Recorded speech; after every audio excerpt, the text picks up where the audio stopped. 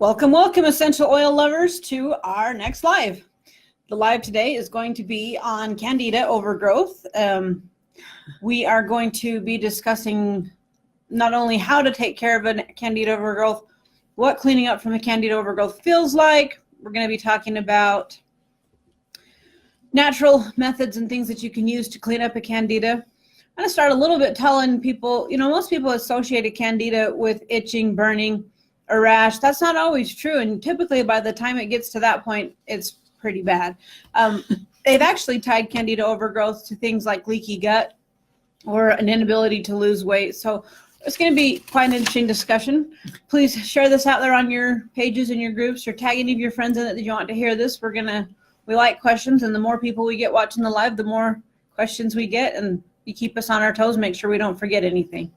So our next live in 2 weeks is going to be educational resources, kind of what's out there, how you can find answers to your questions, what kind of help you can get, and what kind of answers there already are, and the best ways to find them. So it's going to be an interesting one. I'm going to hopefully by then be able to share my screen with you and show you what I'm seeing on my computer and kind of help you navigate the web and see what's out there. So, great fun. I love coming here and hearing what we're up to. You know what we're going to do next? Yes. All right. So Candida. Oh, she wants me to say something. Okay. First thing, and maybe it's not important to anybody out there, but I had been interesting to find that Candida is actually a fungus. And strangely enough, when I went back checking what I had written on that subject 20 years ago, I had called it a fungus. But somehow I got caught up in the idea that what happens in the gut is an overgrowth of bacteria. And that is also true. The fungus takes over, overgrows so rapidly that it destroys the other flora and fauna in your intestinal tract, small intestine and large both. Because we have both good and bad bacteria in our gut. You got to have bacteria in there, and nothing gets digested or broken down. So the problem with the Candida is what it does to your intestinal tract. Yes. So, but why distinguish between a fungus and a bacteria? That is because you're going to have to kill the fungus. You're going to have to control the Candida fungus, although it's a necessary part of gut health too. You've got to control that, but at the same time, you've got to rebuild the colonies of bacteria that the overgrowth of the fungus destroyed. And the only thing I can tell you is the importance of gut health cannot be overemphasized. Yeah, and it's important to distinguish between the fact that it's a fungus, not a bacteria, because from an alternative perspective, what you're going to do to kill a fungus and what you're going to do to kill a bacteria are different. Yep, and what you're going to use to strengthen the bacterial colony, you don't want to be feeding the fungus. That's right. So it's a different way of approaching it when you understand that you're playing in both worlds at the same time. So your treatment needs to, number one, involve killing the fungus. 2, controlling the overgrowth of some intestinal bacteria and making sure the good ones are doing well and the bad ones are not. Strengthening the struggling colonies of the good ones. And repairing the damage that rebuilding. We'll talk about the toxins that this thing puts off and what it does to your gut, your intestinal lining, and how to strengthen that at the same time too. So this is, we always talk about it as though it's such a simple thing, but it's not. And so just a couple of things about some of the symptoms. Valerie mentioned some of them, but the one I found interesting, or among many, was repeated urinary tract infections. Yep. As a midwife, we often fought that. Why?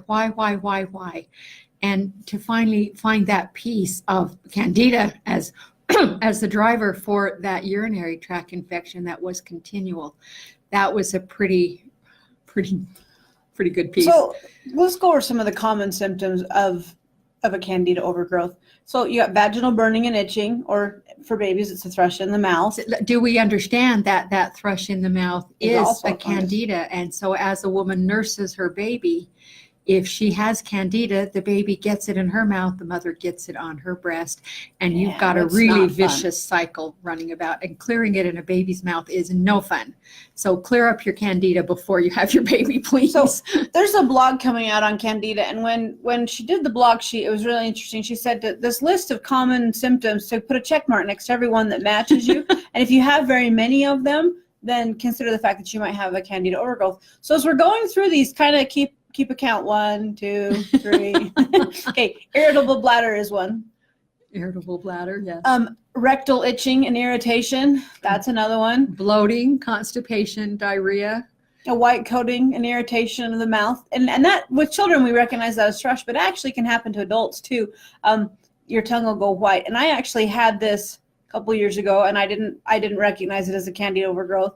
And when I got pregnant, I cleaned up my eating habits, and I was doing a lot better, and I was doing a bunch of different stuff. I was gargling with some things, and by the time I got through my pregnancy, it was almost gone. It's back. I can honestly say that the first years of our married life, my husband's health, if I had had this list and checked it off, it would have saved us a great deal of grief, as doctors wanted to remove parts of his colon. Had we known we were fighting a Candida, we'd have had smarter information way sooner. Yeah.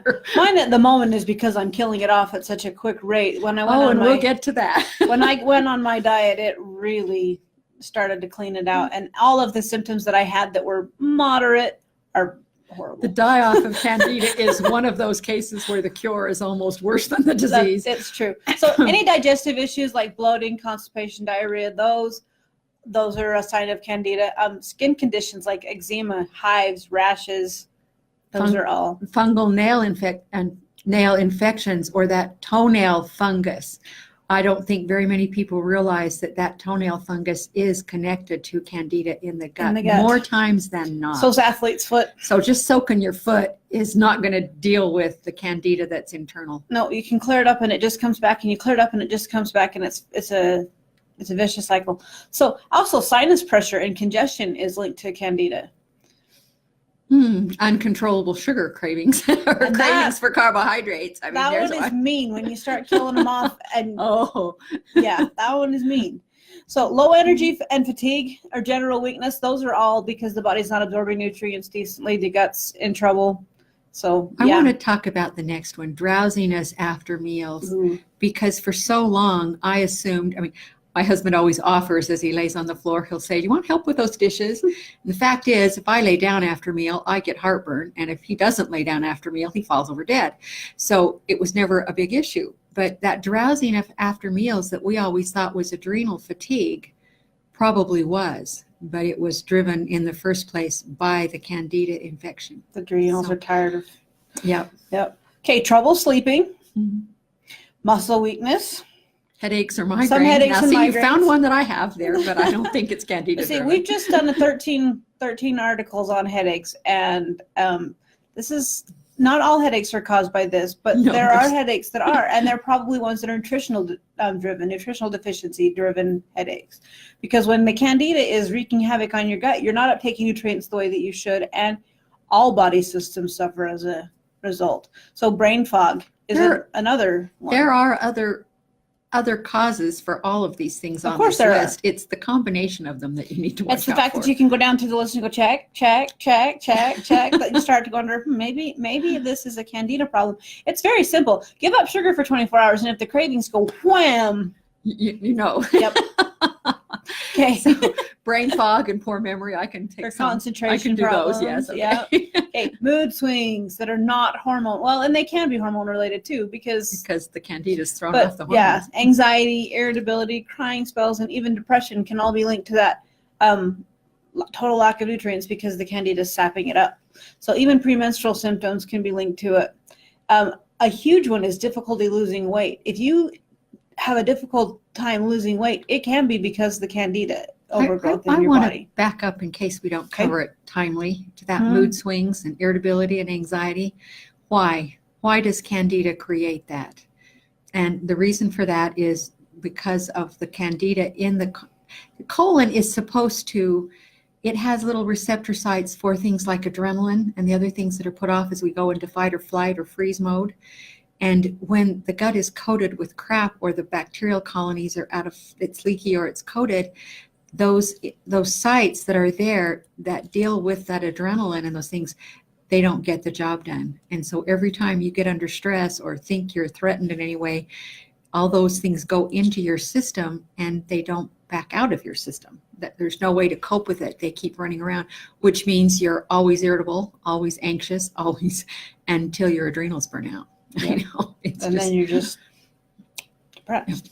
Exactly. I'm not seeing comments, and I don't know if that's because people aren't making any, or if I've got Somebody make a something comment so we know we're actually not set up talking to wrong. ourselves. Well, I can see we've got people on, but I can't see who they are, and I typically can, so I don't know. That's interesting. That's scary. We'll give it a minute and see. It's been that kind of a morning. Something could It has likely been go that wrong. kind of a Yes. morning.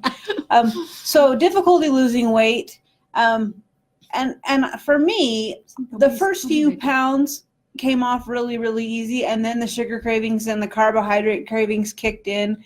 And I'm a pretty stubborn person, and I really wanted to lose the weight, so I didn't give in to them for a long time. And it took me a while to realize I was actually dumping Candida off at an incredible rate. A few more symptoms hit and got worse, and I finally put 2 and 2 together. That and maybe reading the blog and having to be spell checking it. I don't know. So I'm going to finish this list of. I thought we'd have a lot of interest on this one. Okay, I think we you're will. going to finish the list. Okay, joint pain. Joint pain. Yes, it's different than the inflammation of arthritis, but not by much, because inflammation is inflammation, no matter what causes it.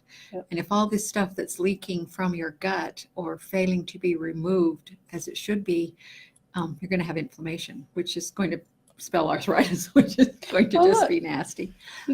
Thank you very much. We Kim, appreciate that. We're seeing them. All right. All righty. All right. Frequent sore throats. Constant over again, the sore throat. Coughing. They swab your throat and it's not something nasty. And you don't have strep, but we don't really know what it is. Yeah. Coughing, wheezing, and shortness of breath. That can also be a symptom of a Candida overgrowth.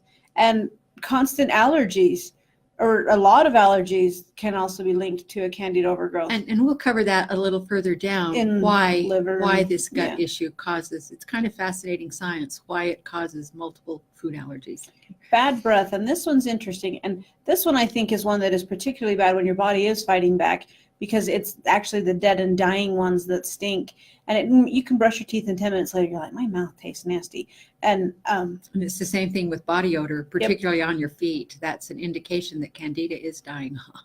Yep, and it's a good thing as long as you're winning and not just, you got to keep your balances right. We'll get to that. All right. Lowered immune function. And we'll go into that in more detail too. Yes, a Candida infection will pull your immune system down, where you catch everything. You're constantly sick. And then the last one is acne. Chronic infections. So because Candida, the overgrowth, starts in the gut, understanding the digestive system and the things that help out with the digestive system are great. And we're going to go over a few things, and we're going to cover some alternative methods for dealing with Candida specifically. But for rebuilding the gut and the digestive system, we've already written 2 blogs on these. One of them is called The Gut-Brain Connection, and it's a very fascinating blog. You can find that on butterflyexpressions.net. I'm all right. I just tired. That was some information I came across, so it's got to be 10, 15 years ago. It's a fairly short read. Blew my mind. It was just so fascinating. And then we've done an entire blog on the digestive system, small intestine, large intestine, colon, and one of the headaches blogs deals with the digestive system in depth too. So when you're looking for answers on your journey, you may find some more things there that. I usually don't like to scare people to death on blogs, but I'm going to read you this list of just a few serious diseases that are linked to this Candida overgrowth thing. First, of course, we've mentioned is leaky gut syndrome. But ADHD is more often than not, especially in adults, and well, not even, because our children eat so much junk if we're not watching. Sugar. Yep.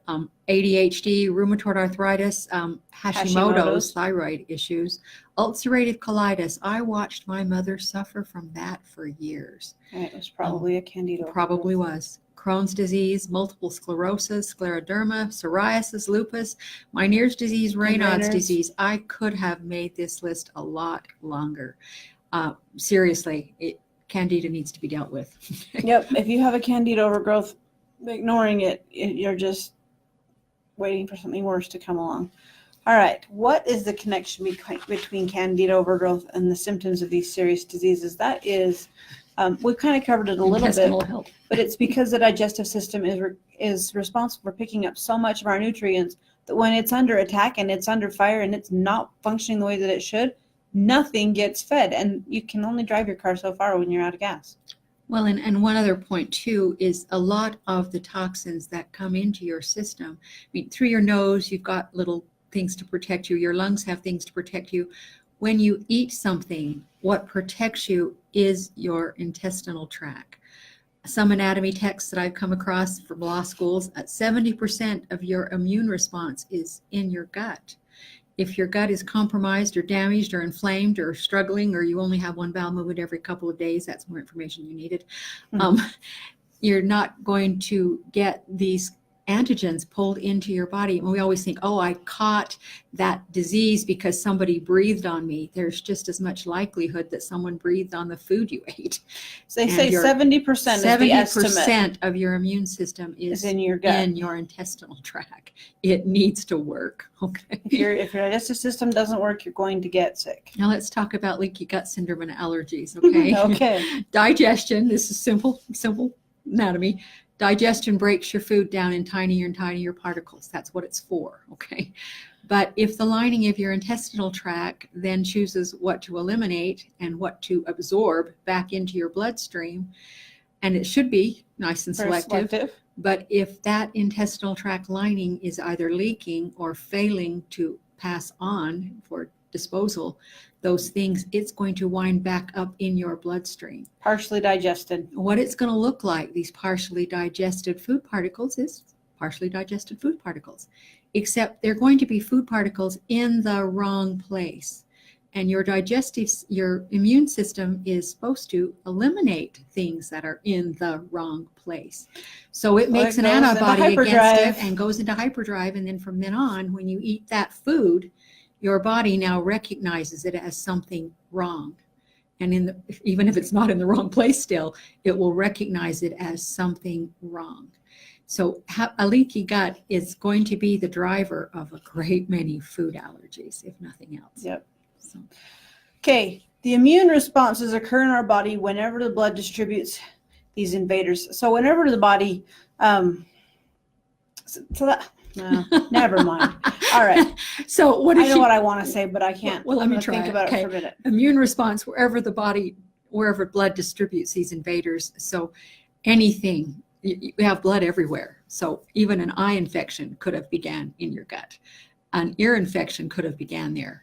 Swollen sinuses began there. Anywhere blood has carried this problem to your body, you're going to have a response. So when you say, oh, I have an allergic response, I don't think you have any idea where allergic response, unless you've already read the science, So it's like, that's also why Candida overgrowth goes systemic so quickly.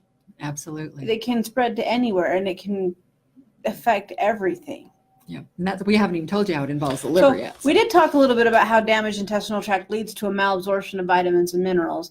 But we didn't talk about the protein lining of the intestinal tract, and that's kind of important. Each type of a carrier protein uptakes a particular nutrient. So ongoing inflammation, as described above, causes damage to these carrier proteins. And they are the most common nutritional deficiency that's caused by poor gut health. And it creates 4 major deficiencies, and these are iron, so anemia. Let me talk about iron. I remember sitting out at a woman's house one day. We had been fighting anemia. We had tried everything. Her diet was perfect. And I was sitting there waiting for her to discipline one of her children. And I picked up a homeopathic book off her shelf. And as I flipped it open, a little sentence leaped out at me, and it said, remember, anemia begins in, I love that, remember, like I should have already known it.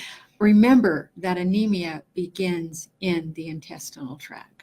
And that set me off to see why and what I needed to do with this woman's intestinal tract. So the most common nutritional deficiencies caused by poor gut health are iron, B12, magnesium, and zinc. And we're going to take a minute and talk about... That's only the most common, okay. That's the most common 4. And we're going to talk a little bit about what a deficiency in these 4 areas feels like and looks like. So an iron deficiency is fatigue, it's weakness, it's impaired thinking, it's poor memory, it's feeling cold, it's headaches, it's dizziness, it's hair and nails that are dry and brittle, it's strange cravings for metal, dirt, paper, starchy foods. I've been writing a blog on eating disorders recently. It's scary. Frequent infections, it's heart palpitations, it's shortness of breath, and it's restless leg syndrome. And, I'm just going to, a little bit of help here. Iron deficiency, couple of ways that you can combat iron deficiency. Green green vegetables, dark green leafy vegetables. Absolutely. Become a salad eater.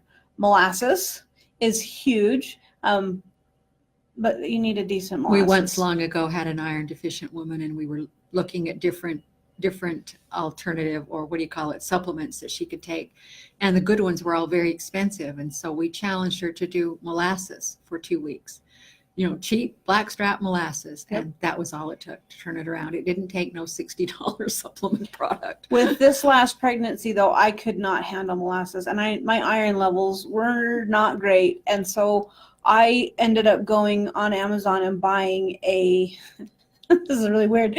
I went on Amazon and bought liver pills. And so someone had taken and freeze-dried liver and then powderized it and put it in a capsule. Now, I could have just eaten liver and onions, but I couldn't get my mind around that either. So I didn't.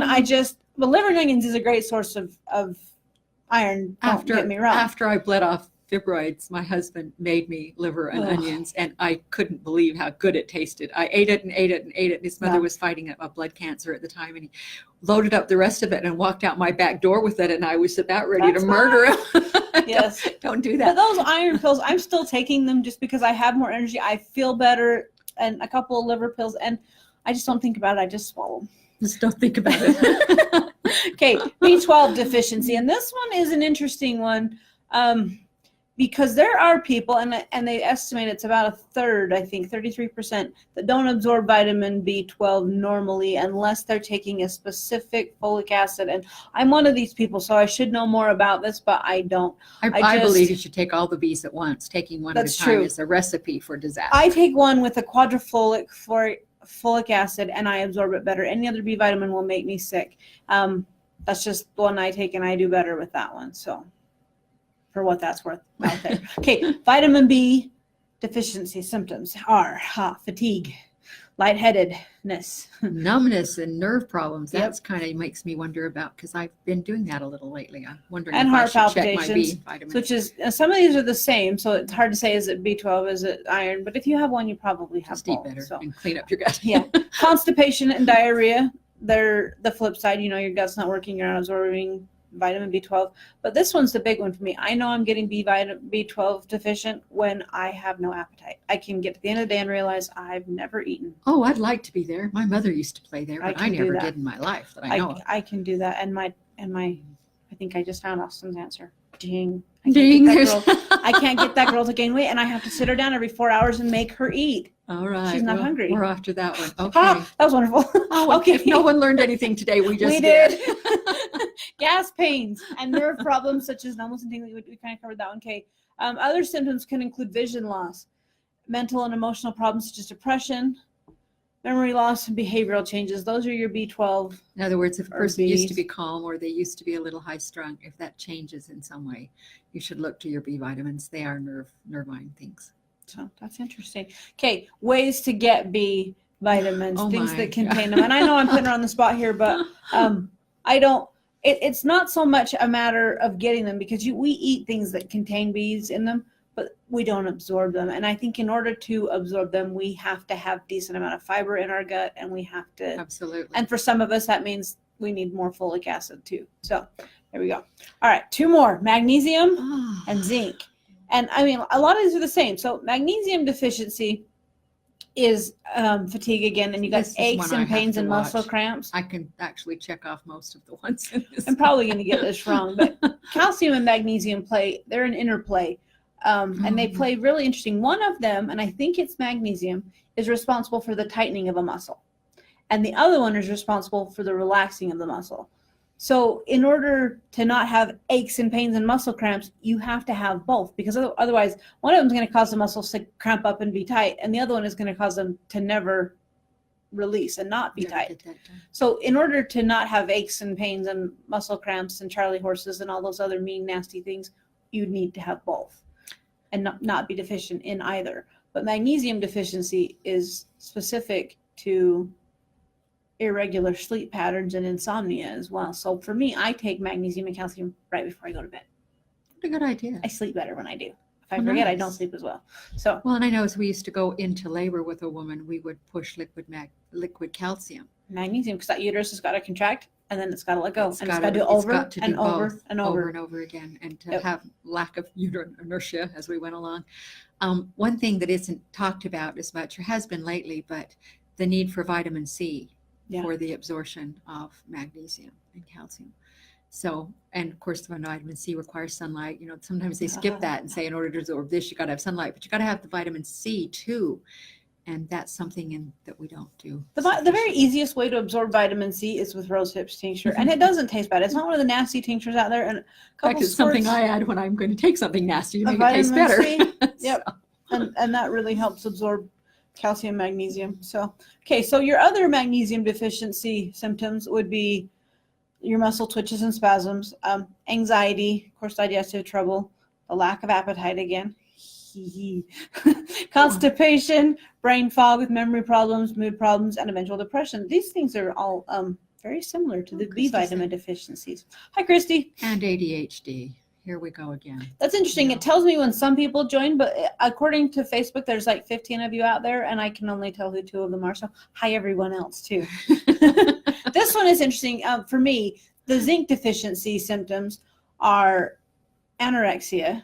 Poor night vision. How many women do I know my age who will no I don't longer have that one drive at anymore. night because of their poor night vision, which Yep. is a simple zinc deficiency more often than not. So, And zinc is available as a liquid mineral, and it's no taste. I mean, add a couple drops to your water, but you're gonna love some of these other ones. So the altered sense of smell or taste, see, uncoordinated movements, decreased immunity, depression, diarrhea. Here's this one's huge: excessive hair loss, muscle tremors, I'm getting it across the an impaired thinking process, poor night vision, and poor wound healing. Couldn't check That my nails, inability but I painted when them. you cut yourself and you're like, oh, that should have healed up already, and it just is taking forever. That's a zinc deficiency. Slurring your speech is a zinc deficiency.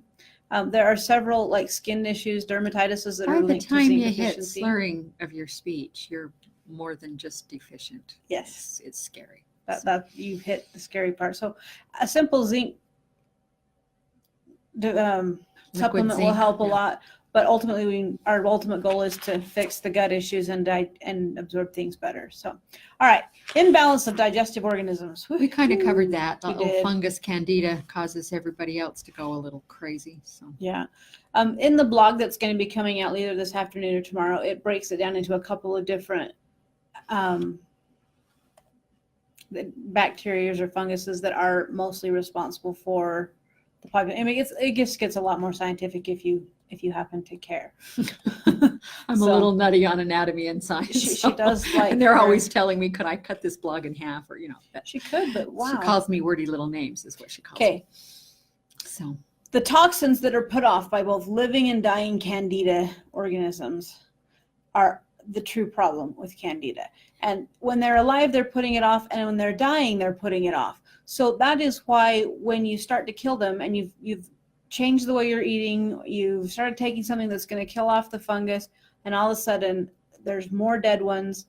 There's also more toxins that are being released into the bloodstream as well. And you are that going is to the feel problem. worse before you feel better. There's no way around that I know of. But Anyway. the trick is to learn how to balance it so that you don't make yourself really sick, just a little bit sick, and then you get through it rather than getting so sick that you don't do it well, or you go out and eat all the sugar that you're craving and Then make they the just- problem They worse. just have and lunch. then- And yeah. The trick is to do it slowly and to understand what you're doing and what the symptoms mean. If this makes me feel this way, then I need to support my kidneys a little more. If it makes me feel that way, then perhaps I need to support my colon a little more, my liver or whatever. And that is the trick. And we're going to get into that really, really soon here. But we want to talk about the toxins are picked up by the liver. And so it's really important to understand as we're killing off these candidas, as we're killing off these bacteria, why we need to support the liver so much. Now, the liver probably deserves its own blog. It does. As I say here, the liver performs over 500 functions. I promise I'm not going to sit here and tell you all 500. Okay? No, we don't have time for that. There's a couple of things, though, I do That want are to point huge. out. And the first one is that the liver produces the enzymes that break down food. So the number one thing that people will tell you when you're fighting Candida is to supplement enzymes. And that's a really good thing. But it's a Band-Aid approach. You're putting in what's not there. But of course, the goal is to get the liver to the point where it's producing its own again. Yes. So yeah, good idea. It'll minimize some of the symptoms you may be feeling, but that is not where you stop. Ultimately, just because you can supplement the enzyme doesn't mean your liver is working properly. Ultimately, you've got to get your liver working. This one is huge to me. The liver secretes a bile which breaks down fats, and it's necessary for the absorption of vitamins. So if your liver is not functioning and you're not able to break down fats, guess what you're doing with them? You're storing them. You're storing them. Goody for you. So if you cannot lose weight, it's because your liver is not functioning, because it's dealing with a huge overgrowth of Candida. So that is a massive piece of the puzzle. If you understand that supporting your liver and killing off the Candida and getting a balance back in your body, it will mean that you can go back to losing weight easily, and it's no longer such a huge struggle. So that one's huge for me. Like we said, there's over 500 of them, though, and we're going to cover a couple all. more. Your liver controls the peristalsis in your colon, so you will never beat constipation until you deal with your liver. So yep. Another one I wanted to mention is the liver. We always talk about the pancreas as controlling blood sugar, but the liver plays a very, very important role in the control of blood sugar levels. So if you are diabetic, hyperglycemic, any of those kind of things, don't forget the liver. Okay. Yeah, I thought this one was interesting. It says the liver is affected by excess of any kind, whether it's an addictive substance such as alcohol or just more than you can deal with physically, emotionally, or psychologically. The result of a liver imbalance or toxicity is also excess. Liver emotions are typically excess of rage or an extremely intense emotions that are being covered up or mollified by other addictive behaviors. That's a sign that your liver's in trouble. So yeah. So anyway, a lot of other things we could tell you about the liver, but there you are. One that's really important is it's responsible for about 1/3 of the production of the lymph fluid in your body. So if your lymph system is struggling, it could actually be a side effect of the liver struggling. So and it really, we talk all the time about liver cleanses, but liver cleanses are only half the story. In order to rebuild your liver, you got to take the pressure off it from any one of these other 500 areas. So yeah. Any little step you make in improving your eating habits, your stress management, or anything is going to build your liver. So, and bless heaven above, your liver actually rebuilds every cell in it every 7 years. So any good that you do for your body is going to be reflected in liver health. So yeah, it's one you can actually rebuild the liver. Well, they're not peppering us with questions we can't answer yet, so that's good. So I guess we just keep babbling on here. So Candida fungus emits approximately 70 to 80 different toxic metabolic byproducts during its life cycle. And they're not good. Okay. No. These are nasty things. 70 to 80 different ones. The survival strategies of these organisms utilize these toxins. So when I wrote that, I thought, okay, should I explain to them how? What do we mean by survival strategies? Well, it's really easy. They kill off the competition. Okay. Yes. They destroy your good gut bacteria so they can take over. I mean, nasty. Right. So as these are dying off, though, that is what's putting the serious stress on the liver. Yep. So I want to talk about, well, I may talk about two, but just one anyway. And I don't know how to pronounce this. I'll do my best. Acetaldehyde. Yes. But the thing I want to point out, not that you care, but I found it interesting that toxins, these Candida fungus, as they die, produce this stuff. But it's exactly what is produced in your bloodstream when you overconsume alcohol. Yep. It's what gives alcohol that hangover effect. So if you have a raging Candida, or you are fighting one and winning and they're dying off like crazy, the brain fog, the memory loss, basically you have an alcoholic hangover going on in your bloodstream. Because yeah. So besides this stuff, it also blocks sites that uptake estrogen. Vitamin B. Vitamin B. Anyway, so and it destroys your liver. That's why alcoholics have liver disease. And it's also why Candida people have liver disease too. And it inhibits your metabolism, which is why alcoholics. And it damages DNA, which means the DNA you pass on to your children is compromised too. So nasty, nasty thing. Okay. And it blocks the sites that uptake estrogen, so that leads to a low estrogen. Yeah, and it makes it very hard to maintain normal estrogen levels. And yeah. Candida So is a nasty one. anyway, the other one was called a gliotoxin, and its major thing is that it suppresses the immune system. And in an attempt to balance everything in your blood, your body tries to stop fighting the candida, so there's not so much die-off, but it closes down other aspects of your immune system as well. So yeah, just two of the nasty things. All right, I think we've probably convinced most of you that if you're fighting a Candida overgrowth, get to work. it might be time to deal with it. So the question now becomes how. So we're gonna spend the rest of our live talking about how and what to do. And of course, a great place to start is with the liver. And there's a lot of different herbs that you can use for the liver, but the really easiest one is a combination that contains several of the singles. We're going to give you a list, but it's called LC, and it is a great way to cleanse the liver. But anytime you cleanse one body system, it stresses out another. Especially the liver. You really ought to do the a liver's going to balanced dump it into cleanse. the blood, so you better be doing something to clean up your blood. And if So- you clean your blood, it's going to dump it into your kidney, so you better be supporting your kidney. Let's simplify this really easy. We're going to hit 4 areas. 5, but we're going to hit the kidneys. We're going to hit the liver. We're going to hit the colon, and we're going to hit the brain and the blood. That's the 5. Okay. So the first one is LC for the liver. The one for the blood is called RC. And the one for the kidneys, there's 2. There's kidney toner and there's kidney bladder. And kidney toner is not quite as, what's the word? Kidney toner is a diuretic mostly. Kidney bladder is what will rebuild those little things. I can't even remember their names. Those little structures inside your kidney.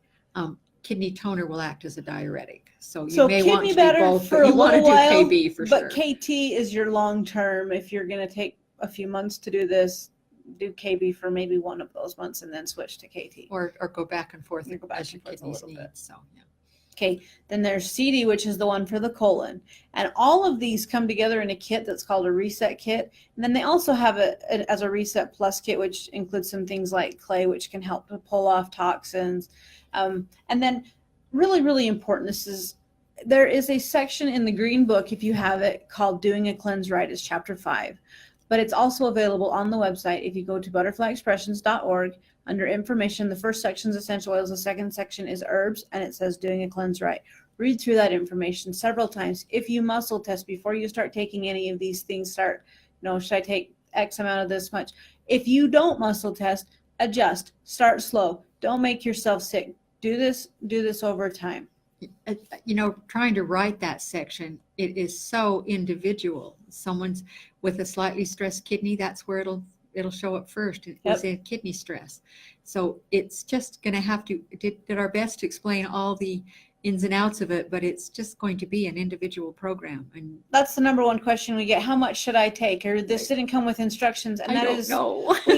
Because it is so specific, and you don't want to cleanse and be fine tomorrow. You want to do this over a period of time, and the slower that you do it, the better you will feel. Yeah, so the faster you do it, the sooner you'll feel better. So it's a balancing act. That's true. So there's a list of single herbs here. And before we go on, I want to mention 2 of them, burdock and yellow dock. They are promoted in every list you will ever read for working with the liver. Well, yes. Most of those were written in Dr. John Christopher's day, and he wasn't dealing with the drug situation, the poisons in our crops. Burdock and yellow dock are major liver cleanses. So whatever you pick up to read that gives you advice on how much to take, cut it in use a third. Do a little bit, because if you don't, because they are way strong. If you've ever had antidepressants, if you've ever had medication for ADHD, I don't know, as far as I'm concerned, if you take drugs at all, you should be very, very careful. They're excellent liver cleanses. I would hate a world in which they do not exist, but slow and simple. Some of the others, the dandelion, the milk thistles, sarsaparilla. You can find the list in the blog that will come out this afternoon. But do be careful with the docks. The LC is it's just easier, and we balanced it quite well for you. Yeah, unless you have major liver thing going on, that's what I would stick with. There are some essential oils that are great for the liver. But the thing with essential oils is because they hit the emotions, that you want to read about each one, and you want to pick one that also fits you emotionally. Any one of them would be great and would help the liver from a physical standpoint. But if you can hit the emotionals at the same time, that'd be great.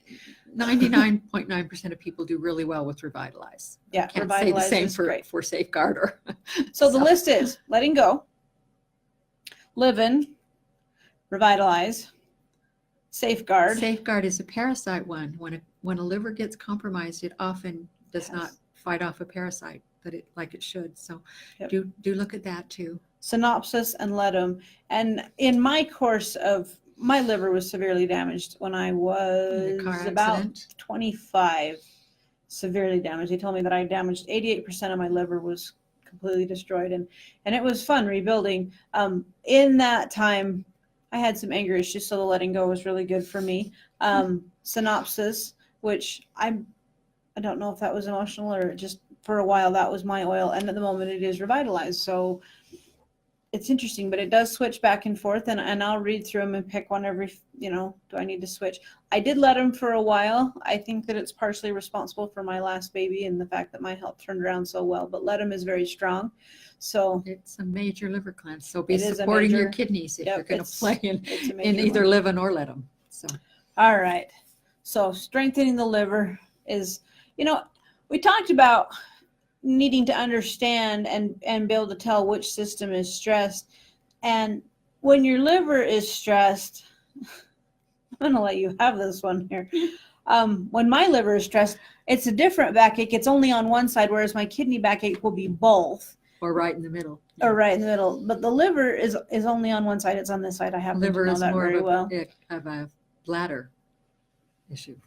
If it's in the middle of the back, yeah. Yeah. So if it's only hurting on one side, that's liver. I can also tell when my liver is stressed because this is way more information than most of you can want. By the color of my stool. The darker your stool, the healthier your liver is. So when my stool becomes a light color, yellowish color at all, I know that my liver is stressed and it needs a little bit of help. So there you go. That's and you can look at it emotionally too. If your backache comes with resentment, that's liver. No, resentment is kidney. Resentment is kidney. Anger is liver. Anger is liver. So depending on whether you're irritated or just resenting that you don't have everything, you're not counting your blessings, you're counting the things you don't have, then it's more likely kidney than liver. So causes, let's not skip too fast through that, but let's not take forever. So while we're talking about getting rid of this nasty Candida overgrowth, we've established that you probably have one, or that someone you know has one, or you're going to help somebody clear one of these up, and now you want to know how to do it. Supporting the liver is huge. Supporting the kidney is huge. Cleaning the blood's huge. But what caused it in the first place is so you don't get it over again. Massively huge. So real quick, we'll go through this list of things that might have been what started it in the beginning. Now, I think most people are aware, whether they believe it or not, that antibiotic use does affect the colonies in your colon. Okay. It's because they're acidic. They swap that out. Well, anti means against and biotic means life. So that's what they're doing, is killing anything alive. So, the good ones and the bad ones. Yeah. But people, I want you to realize too that statistically and study-wise, antacids, corticosteroids, hormone replacement therapies, contraceptive pills, all of these things disturb gut bacteria too. It's not just antibiotics. Yep. These are the reasons we went herbal. Okay. Chronic stress can cause that out of balance in your gut. Lack of sleep. I'm not a person who sleeps a lot, and yet I've never done a Candida. So I think lack of sleep, it's more important how well you sleep, almost more than how long you sleep. High stress lifestyle. That's what I blame mine on. Yeah, well, I help contribute to your stress a lot. So okay, if you have a lowered immune response for any reason, then you've set yourself up for this, and then it just skyrockets or spirals out of control. Chlorine and fluoride in your drinking water can throw off the gut bacteria and give the bad ones. And if you have that in your drinking water, all that means is a heads up for you to do the things that rebuild flora and fauna. Yep. Take some enzymes, or to get some probiotics. Kind of a filtering system. That's got to be up to you. You got to play the good against the bad in some of these choices. You're just trying to balance it out. Yep. I love that one. Diabetes or other blood sugar issues. Now, are they the cause, or are they the result, or are they the chicken and egg situation This here? one's interesting. It says pregnancy in women whose diets are borderline. See, and when I'm pregnant, my diet actually gets better because I'm no longer just eating for me. Yes, but what you ate 3 months ago has more effect on that pregnancy than what you ate yesterday. That's true. If you were planning on getting pregnant, that would have been wonderful. People ask me when I was a midwife, they'd say, well, when should I start prenatal Vitamins. appointments? And I said, when you were 15. Yeah. That's, So- by the time you're pregnant, it's almost too late. Pregnancy can cause the candida to get out The very overgrown hormones because there. of the hormone imbalance. Well, there's one And other piece to that too. Some of the hormones of pregnancy cause the slackening of muscle tone so that your little belly can accommodate that swelling uterus, which is a muscle too, by the way. And just by that very nature, it compromises your intestinal tract. Yep. And so it does allow candida to flourish for those reasons. Okay, candida can also get out of whack or overgrown by drinking alcohol or smoking. These are things that are not good for our body, and it just throws enough of it off to. And you can catch it from your partner. Yep. And so that's kind of odd because my husband has suffered from candida off and on forever, And you but I've have never it. had one. So that's a compliment to my immune system and kind of worries me because it doesn't seem to be functioning quite as well as usual. So You don't want it. All right, so lifestyle solutions. So as you implement any of these lifestyle solutions, that's when you're going to want to start supporting the colon, the kidneys, the brain, the liver, the blood. Aha, I pulled off 5 of them. So the first thing that you need to do in order to kill off a candida effectively is eat to starve the candida. You that's don't what they eat things concentrate that everywhere, feed it. Yeah. So that means you're going to eliminate sugars and anything that turns into sugars, which would be Fruit juices. And, This just sounds like my diet. All right. Refined carbohydrates. Candida thrives on sugar and it thrives on those refined carbohydrates. So what are you going to eat? You're going to eat good vegetables, healthy fats, healthy proteins, reasonable amount of proteins. lean proteins. You're going to eat like you should. Yeah, like our ancestors used to. And please don't get into that. Well, I'm on a candida diet at the moment. This should be a your lifestyle diet. change. It This should is be. not this. Yeah. Fiber, Valerie mentioned that already. Lots good of fiber. Fiber is good for the bacteria in your gut. You have to have it. And then you address the list, like the causes. If you're drinking alcohol and you're smoking and Swallowing antacids like I did with one of my pregnancies. Don't do that. Things. Yeah. For me, one of the major contributors to my candida overgrowth is my stressful lifestyle. So in order for me to beat this thing, I'm going to have to figure out how to dump some stress. Yoga, deep breathing, meditation, and exercise program. That's how I do it, is by exercising. That's going to take some effort. I don't know if I have time, but well, and see, that's the find thing. time. I can get up at 5:30 or 6 in the morning, and I can exercise for an hour. And even if I put it off later, the employees and my husband know that to look in my direction when I'm exercising is not good for their health. So I can do that. But you with 5 children thinking that breakfast. 6? I can't count anymore. Yes. That's I've been there, done that. Yep. Okay. Repopulating the healthy gut bacteria, that's huge. And probiotics are a good way to do that. But ultimately, you got to quit feeding it crap.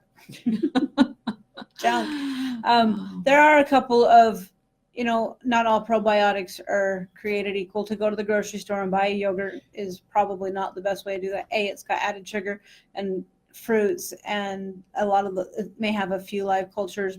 It may even have billions of them, as stated on it, but it doesn't have a wide variety, and it's really not as helpful as you'd think.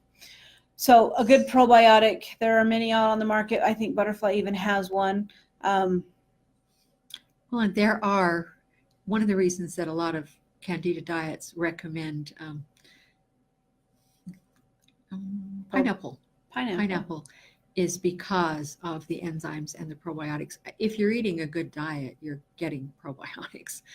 You may need to supplement them for a while, but I don't believe that anything herbal or otherwise should be a lifetime sentence. No, it should be while you're dealing with. Get what you need from your food. And then once the candida is gone, then you're going to go back to eating both fruits and vegetables And good fats and nice and proteins. grains and you're Yes. yeah. A lot of people with the leaky gut syndrome, they can't handle any grains, they can't handle any flours. But once you've That's dealt because with the leaky this gut produced the allergies that produced the, and healed it, you should be able to eat those things. You should be able to eat whole grains and fruits and vegetables, and that should be your diet. And the major thing is to eliminate those So I can refined hear carbs. somebody out there saying to themselves, you can't heal a leaky gut. Yes, I you don't can. know. But I know that when my husband was 26 years old, they wanted to remove part of his stomach, a large portion of his small intestine, and most of his large intestine Put 'em on a bag. because of the destruction that had occurred in his colon. And he's 60, it was pushing 67 now. I don't know. And his colon works pretty good. Okay. And it's all still there. And it's all still there. It is possible to heal most of the time. So, Okay, there is a tincture called CAN, which is specific for killing off the fungus that, or at least getting it back into a normal ranges where it's not creating all these problems and havocs. well, and it's balanced with some things that rebuild too, that support the bacteria colonies. It's a great pretty well place done. to start. And the nice thing is tinctures are fairly cheap, so that, I mean, it's a great place to start. But as you do, watch for the die-off symptoms and just remember to not get discouraged because it's getting worse. That's actually a good thing. unless it's getting worse too fast. Then you want to slow down. Yeah. A good place to start might be by taking the tincture once a day and just taking a few drops. And you do that for a few days, and if you notice no symptoms at all, good, you can increase it and you can go a little bit faster. Increase it a few drops, and then in a few days, up to maybe even a dropper full. There's been such a change in herbs in the last 10 years too. I used to tell people they needed a whole dropper full. Then they started freeze drying the herbs, and they pull so much more potently than they did. That what used to be a full dropper full is now 6 to 10 drops. Yep. So here again, I can't tell you how much of it you need for two very good reasons that we know of. Well, and it'll also depend on how overgrown it is in your system, so how fast it starts to die off. You just want to do it slow. The goal is not to be healthy tomorrow. The goal is to be healthier tomorrow. Yes, well said. So some other single herbs, aloe vera, that never worked for you because you're allergic to aloe vera. Don't do that one. Echinacea is an excellent herb for this kind of thing. And we'll talk about golden seal a little later, Oregon grape. There's so many things that you can do. Goldenrod for the kidneys, mullein just soothes and heals everything. Bushu to relieve the itching as a douche. So I don't know. There's just so many things you can do to alleviate the symptoms of the cure. Yep. So Oregon grape and golden seal are two that are huge, and it's interesting. We use golden seal for everything. When I was growing up, it was a major. It was one of my mom's favorites, and she would use it for everything. But golden seal's got to be quite expensive. I think, and it does have some blood sugar issues too. Yeah, and then we discovered Oregon grape, and it's very similar. And you study the two herbs side by side, and they're extremely similar. The major difference is that Oregon grape grows in the Intermountain West, where I grew up. It survived what you need to survive. And so it works better for me than golden seal ever did. That doesn't mean golden seal wouldn't work better for somebody who grew up where golden seal grows. Don't ask me where that is. I don't know. Well, I can tell you up Cub River Canyon. There's Really? It's a problem with harvesting Oregon grow. Where golden seal grows. Golden seal grows. It's an Eastern herb. I was just thinking like China, right? States. Yep. Okay. So Oregon grape grows around here. The problem with harvesting Oregon grape is that it has a yellow taproot that goes down forever, and it makes itself into a fairly large bush. And I always said it takes 10 men and a backhoe to get Oregon grape root.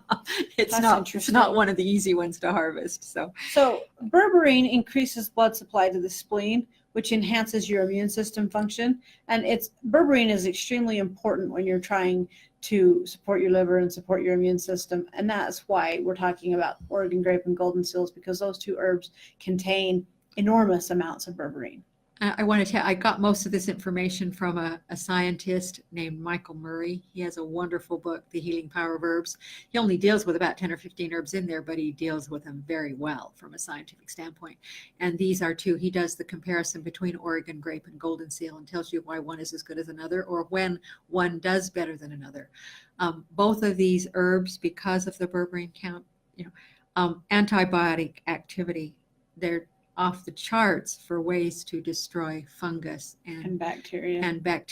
and encourage good bacteria to grow. I mean, they are light years ahead of any antibiotic I ever saw when I used to take them, which was long enough ago, I don't remember. Yeah, So, and fairly easy to find and fairly cheap. the way Oregon grape and golden seal work on getting rid of these things is they cause kind of a slick situation in the gut where these particular bacteria can no longer hang on. And it does the same to strep and staph. So if you're fighting a strep throat or a staph infection, Oregon grape and golden seal are great.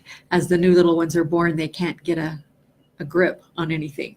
And so, yeah, they're the two of the guys, they're just a great antibiotic. They don't work they work by killing things, but they also work by not letting the next generation catch hold. Well, and unlike an antibiotic, they only kill things that need to die. For the most part, yes, that's very true. So That's the beauty of herbs. anyway, Oregon grape and golden seal has some contraindications as far as blood sugar levels. So if you are diabetic, Oregon grape is far and away your better choice. We saw that with my father-in-law and in many other instances. My husband was diagnosed diabetic years and years ago. He's no longer diabetic and hasn't been for years. But yeah, golden seal is not your best choice for diabetics. So Oregon grape. Okay, so there's quite a list of essential oils that can be used to help with the die-off of Candida as an overgrowth. And we have them alphabetized in the blog that's going to come out later this afternoon, but I'm going to go out of order and do this a little differently. Candida to start with. Because we're dealing with something that's in the gut, anything that supports the digestive system is going to be a great place to start. And then the next thing would be the symptom that it's causing. So if it's making you have a kidney backache and you know that it's stressing out your kidneys, all the little dying bacteria, you're going to pick oils that are specific for the kidneys. But the colon ones are Inside Out, Julia, and Easy Traveler. And Inside Out is the #1 digestive oil. Easy Traveler and Julia have more of an emotional picture, but they're different emotional pictures. So I would read about all three of those, and I would make sure I had them on hand, especially if I was helping children detox from a candida. And endo relief, why is it on the list? It's because if your gut's been bad very long, your liver is bad, and your adrenals have taken a hit, your endocrine system needs support, not just one organ at a time, but all over the place. So hit it from both directions, specific organs and all over that endocrine system. And then grapefruit is another one that is really a digestive oil, and it really helps especially if you have that loss of appetite or the thought of eating makes you sick. Smelling grapefruit can help with that and actually help give you some appetite. And grapefruit is also a great one to deal with the sugar cravings. Yeah. So that Candida is an oil that is actually formulated to fight the candida, and it is great used for any type of vaginal overgrowth where you've got itching, burning. Part of my candida, what made me finally realize that it was when I broke out with a rash on the back of my neck.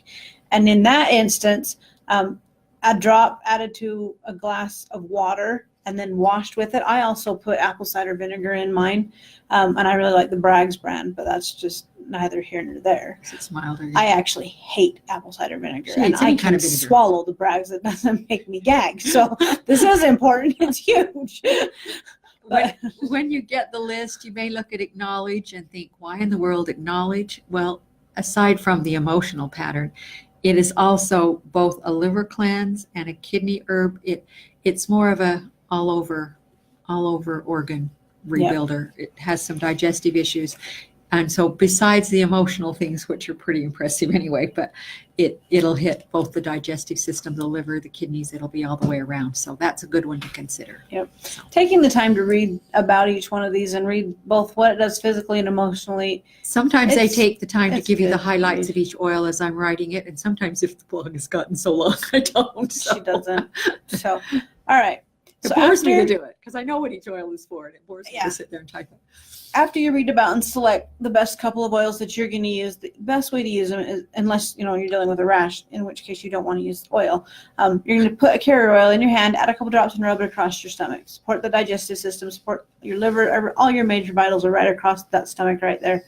So that's a great way to do it. But if it is a rash, if you're dealing with an external outbreak of the actual candida, you want to use water as your carrier. And it's amazing how fast you can actually clear that up with a little Candida. And do remember the Cider bottoms vinegar. of your feet have the largest pores. Some Redmond clay in a foot soak and with some oil in it is a tremendous way To detox. find a way to eliminate those bacteria without running them through your kidney and giving you a kidney backache and a Or headache. your liver, yeah. So. It takes some stress off of those. And clay it's cheap. It takes a few minutes, which means you have to sit down for half an hour and maybe read a book. Well, or, you know, Take the a way I break. used to do it is Little when stress. my husband would sit down to eat, I would stick his feet in clay and water. So Okay, they have to sit down every once in a while. There are some homeopathics. I love less water homeopathics suggestions. because if you're not balancing between this organ and that organ and this one, a homeopathic is a whole body system thing. And it will be a little more forgiving for what you don't know if you also add some homeopathic remedies to your regimen. So. The list is, of course, the Candida 1, 2, 3, and the fungal 1, 2. And then there's also one that's a small intestine meridian balance combination. And if you're killing off bacterias and little funguses, oftentimes they will right across your small intestine, they'll just back up really bad right there. And that meridian balance is very, very useful. And then the last one is called yeast number 1. And we have to explain to you why it's not called Candida number 4. Which is what it should be. It came to me after the book was written, and I just spent a week reformatting it for the Didn't want to printer. re-alphabetize And it. someone handed me this new remedy, and I thought, I'm just not going to go to that. And Go so to the when we W's. rewrite the book, if we remember, we'll put it where it actually belongs. It might get changed to Candida number 4 might like it should not be. to, but it should. Okay, So there are a few higher potency single remedies, and these ones were worth mentioning and giving you a little bit of information. There's only about 5 of them, so bear with us. and We're I was going to almost say, done. take a minute, and because the research on this took me some time. I have a week into researching this for Well, you. and I mean, essential oils are wonderful, herbs are wonderful, but when you actually want to, you've been fighting something a long time and nothing else is working, oftentimes a homeopathic is that tipping factor. It's just the last little piece of the puzzle that it makes it finally done. Yes, I started an oil company, but when I'm serious about healing something really nasty, I'm going to rely on homeopathy. And it's the cheapest thing on the market. You don't want to not do that piece because it's harder, because you don't understand it. Do everything else, but then hit this last little piece, this cheapest, easiest piece. Take a look at the emotionals. Let me give you just a clue. Okay, lycopodium, the first one that's listed when you see the blog, timidity and poor self-esteem. Now that's almost an exact opposite of Berberine, which is hurried, anxious, and restless, and wanting to get things done right now, and always despairing because they didn't get it done. And then you take pulsatilla. That's a mild-mannered one again, but it's not poor self-esteem. It's moody, tearful, Forsaken, resentful, abandoned. feeling like nobody has their back. No one's, and if someone will just pat them on the head and tell them how bad they feel for them, they'll feel better immediately. So they're fighting Candida the same way, but it's 3 different personality styles. So, yeah. And how would it be? I mean, yeah, you want to deal with the digestive issues. You want to be able to lose weight. You want to fix your leaky gut. But if all these other things went away too, if the poor self-esteem went away, and if you could see yourself more clearly, Yeah, see the world around you better, why not? It's amazing. So, I think there's 6 of them. We didn't cover Thuja very much, but Thuja is a strong one. Please read about Thuja and make sure it matches you before you play in Thuja. Any homeopathic, you should do that. Flatulence, distension of the abdomen. It feels like things are alive and crawling in there all the time. But the main emotional of Thuja is difficulty concentrating. And you can see why that links to Candida. Yeah. A lot of self-judgment, a lot of I'm not good enough to get by. So. And then women who do ovarian cysts. You betcha. That's number 1 for ovarian cysts. So sepia is the last one. Number 1 remedy for women. It comes up for somebody.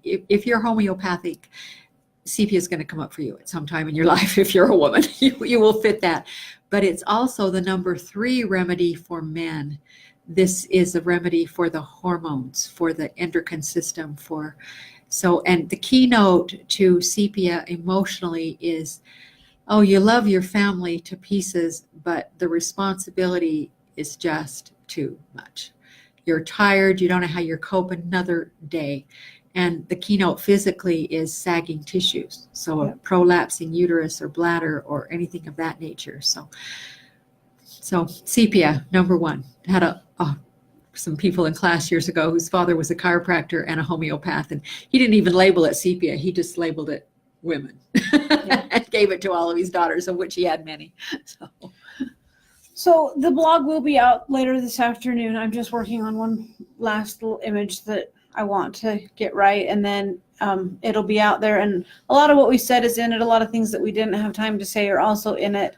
It talks about common die-off symptoms, and there's a lot more in it about. They look just kind of like the symptoms of what Candida looks like, except for that worse. low-grade fever. Yeah, that. Yep. You often have a fever with die-off of Candida that you don't have when Candida is just sitting there happily growing along. So, yeah. Hyperactivity, there we go, the ADHD thing again. So. And it's going to talk to you also about eliminating system distress. So when you're winning on the Candida, but you've released too many toxins into your blood, urinary tract is going to support those 5 systems, and don't. That's the key to having the least die-off systems, is to support the rest. Support the rest of the body. Okay. And you know, if I think I'm several weeks into my Candida cleanse now, but I think if I had to start it over, I would have given the liver a couple of good weeks of attention and the kidneys a good couple of weeks of attention, and then I'd have started my diet to kill it off. Yeah, that's always good advice. But I didn't even know I had a Candida overgrowth problem until I went on the diet, and I did that to lose weight, and wow, I discovered real quickly that I was killing it too fast. In the very early days of our herbal walk, when my husband was so ill, I made him so much worse so many times. I mean, put him to bed. And I look back now, and what I see is a Candida. We didn't even know he had Candida, but what we were doing was killing the Candida too fast, dumping the toxic places in his colon too fast. And had we just had a little patience, it would have been a shorter walk and also a more comfortable walk. Well, and she would go after one system at a time. His colon's bad, we'll do all these colon things, and that would stress out the liver, and then, these are liver symptoms.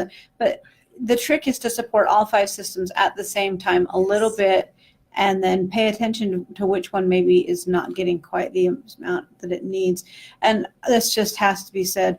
The number one way to support your kidneys, KT, KB, they're great. But the number one way to support your kidneys is to drink, not be dehydrated, water. Your body cannot flush toxins if you don't drink. Yeah. So when you're going through any type of a cleanse, every day you should be getting lots and lots of water, but any type of a cleanse, you should be drinking a ton of water. I think they say 8 glasses of water a day is what a normal person should drink. So that's 64 ounces, and most of us don't do that. When I went on this diet, this is a pretty well-renowned diet, but my health coach told me that a minimum you drink 100 ounces of water a day. 100 ounces, that's insane. But that's because they have discovered that people who go on this, I mean, I think probably 2 out of 3 of the people that go on this start to kill off a Candida. And if they're not drinking, they get sick. My dad once made a point years ago when I was telling him to drink more water. And he said, I used to work, he grew up in Roosevelt, Utah, which is about as hot and deserty as it gets in the summer. And he said that he would work construction out in the heat. And he said, we would go from early morning to late at night and never drink anything more than a cup of water during our lunch hours. Wow. And my comment to that was, and Dad, you've got a colon that's horrible, and always has been. But the other thing to remember is there were a lot less toxins in your food and in your environment. Roosevelt, Utah at that time was pretty all natural. You grew your own food, and you didn't grow it with a lot of fertilizers, it was a different world then.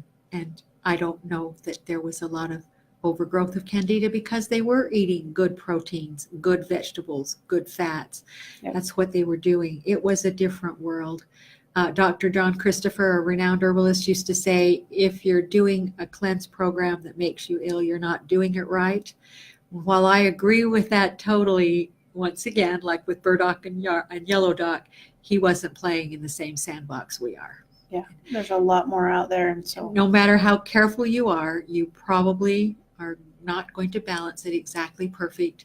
You're going to feel bad, but you're going to feel so good when you win that it's worth it. So much better. So, and drinking water is the number one way to combat that. You have to do that. Get a water bottle and drink it and support the 5 systems.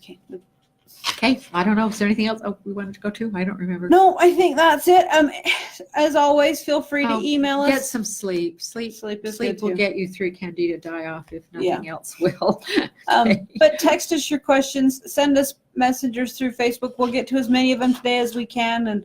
And for the next couple hours, we'll be watching it even closer. But we'll help you out in any way we can. And we like questions. So feel free to shoot us some. Yeah, do remember that we kind of keep a track of the websites and try to answer questions. That's a lot easier for us than a phone call. Well, and besides, more people get the answer than just the one person on the other end of the phone. That's true. If you start into this cleanse in a few days and you've got a backache and it's right in the middle of your back and you're like, which one did they say? Well, just shoot us a text and we'll tell you. that one was kidding. It's just on this one side, or whatever. That's okay. We don't mind. We keep up with it the best we can, and even if we don't answer it, you can't believe how many smart people there are on that page. Smart people answer it before we see it. We're just so happy. I go down through the comments, and before I answer it, and I just want to see what's been said, and it's usually been said 3 or 4 times, and so sometimes I don't. Ideas I've never thought of. And sometimes what an educational site that is. It is. It's a wonderful place. So go ahead and shoot us a question, and we'll help you out, or somebody will. Okay, thanks for joining us today. It's been fun.